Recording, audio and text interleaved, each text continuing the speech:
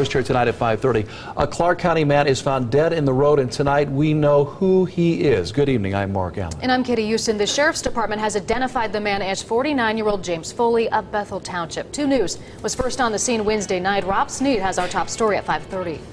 Investigators here at the Clark County Sheriff's Department are still looking over evidence surrounding a death that shocked the Bethel Township community. What's going on there?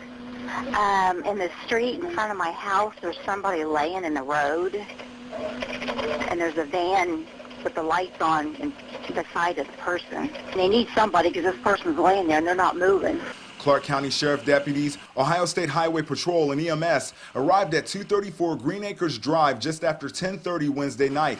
Authorities say they saw James Foley in the street, dead. 2 News was the first news crew to arrive as investigators snapped pictures of the scene. They initially thought the blue van had something to do with Foley's death. The Sheriff Gene Kelly says right now they're looking into whether medical reasons contributed to the 49-year-old's death. We're unclear on what kind of medications he might have taken and if that had some part in this. Kelly says Foley's wife, Kimberly, who you can see here in the back of this deputy cruiser, claims she noticed Foley was acting strange, got worried, and ran to get help. It is reported that he was putting his hands on the front of the vehicle. She was going to go to a neighbor and try to ask what he might have taken as far as his medications. He didn't want her to go, and then he just collapsed and fell in the street. Crews found Foley with a white piece of cloth covering a cut that was bleeding on his head.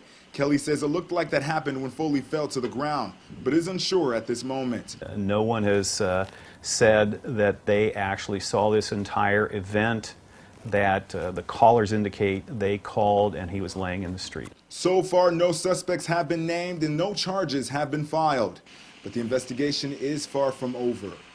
Reporting in Clark County, Rob Sneed, 2 News, working for you.